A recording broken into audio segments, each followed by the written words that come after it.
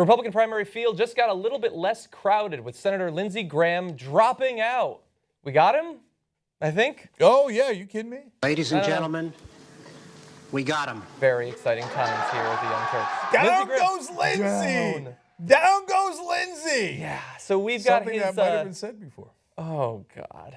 Oh, God. Well, now he can go back to doing that because he will be less busy not having to do all these debates. Now, we're going to have a little bit of video from him announcing why it is that he feels like he's going to drop out. It's probably connected with the fact that he has 2 or 3 supporters in the entire country, not even his whole family. So that might be part of it. Is this a big surprise for you? Did you expect it coming out? Did you predict it coming out of the last debate?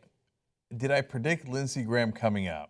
Oh, God. Of the last debate? I'm not sure. I predicted something along those lines. Okay, no, I will tell you, once we show you Lindsey Graham, I'll tell you the killer quote here and why I love this story. And then I'll tell you why Lindsey Graham ran in the first place. Because he never had a chance. He knew he never had a chance, so why did he bother running? Well, let's hear from Lindsey Graham, then I'll explain. Today, I'm suspending my campaign for president. I want to thank everyone who's taken this journey with me. You have honored me with your support. I believe we've run a campaign you can be proud of. We put forward bold and practical solutions to big problems, like retiring our debt and fixing a broken immigration system.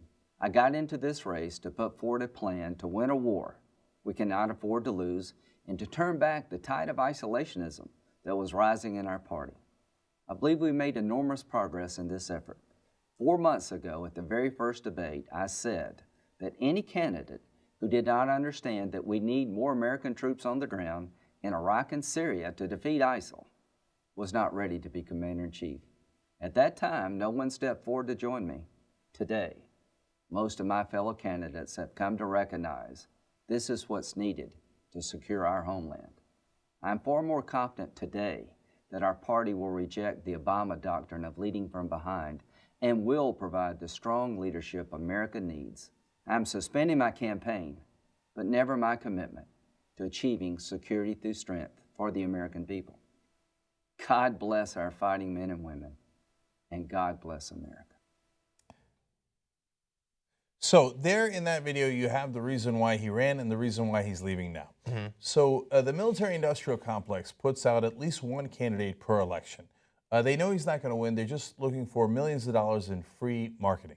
So every time they're in a debate, even if it's at the smaller debate that Lindsey Graham was in because he wasn't polling very well, millions of Americans still watch that. And it's marketing on behalf of defense contractors because Lindsey Graham keeps saying the answer is war, more troops, more bombing, more use of all the things that we buy from defense contractors. So that's what's called free media in the business. Yeah. So they already buy tons of ads in the press. They also do enormous campaign contributions to people like Lindsey Graham.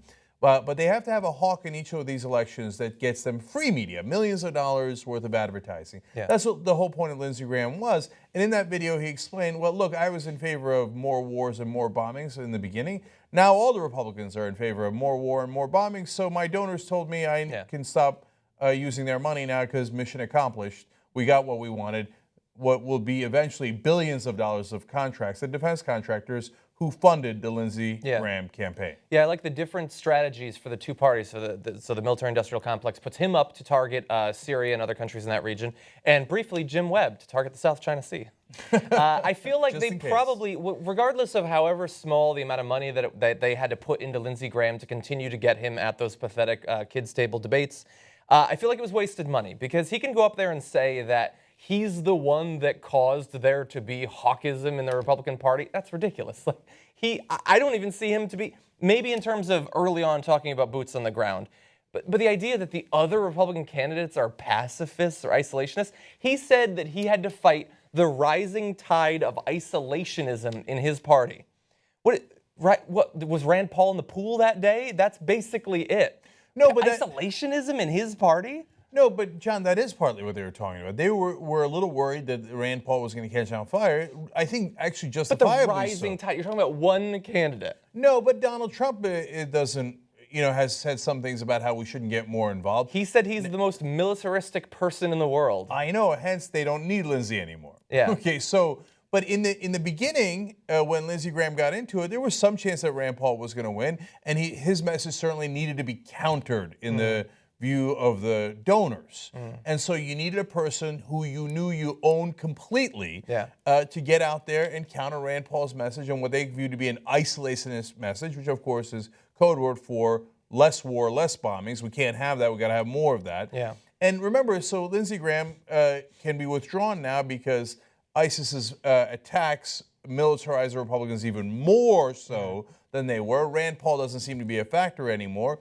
So mission accomplished, but also they run him just in case he wins.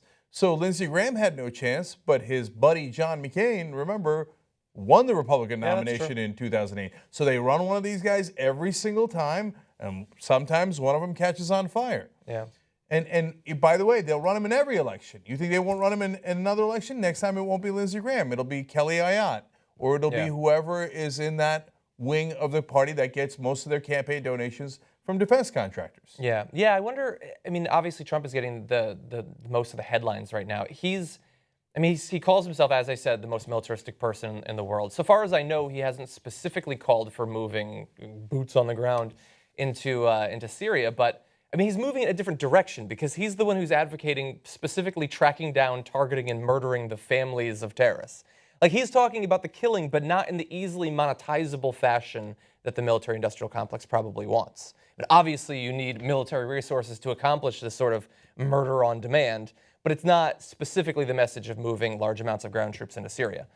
Well, I hear you on that, but I think that they still probably feel like that's a lot better position than they were in when this campaign started. Oh, certainly, yeah. Rand Paul was a libertarian that clearly doesn't want to get involved. Ted Cruz is more of a libertarian, but now he's switched to let's carpet bomb randomly in those areas.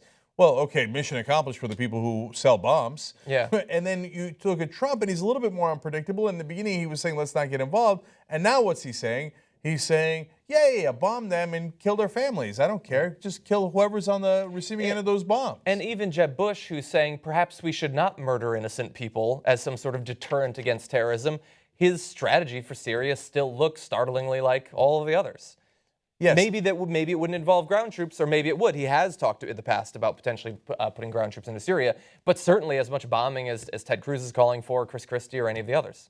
So if you Well, actually, really fast, they should probably move in the direction of Chris Christie now, because he's the one apparently who isn't worried about starting World War III with the U.S. versus Russia.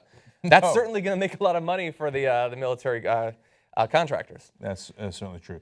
So if you were in the pro-bomb business, Lindsey Graham had some work to do in the beginning and got you a lot of great marketing. His job is done now. All the Republicans who have any chance of winning are very much in the pro-bombing business. Yeah. Now, I want to go to the concluding line here. The last line of Lindsey Graham was this, literally. He said, please, please, I'll end on this thought. Don't let the system change. Wow. That is as telling a line as you will ever get. Yeah. Here's the establishment saying, I love the system. Don't let it change. Don't let it ever change. This system has made us all incredibly rich. Whatever you do, no change. Yeah. Please, please, no change.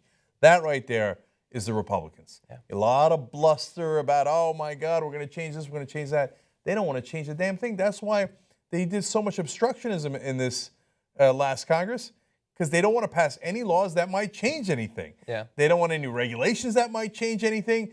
They already have it really, really good. So their main campaign focus is more of the same. Yay, establishment. Lindsey Graham was just stupid enough to actually say it.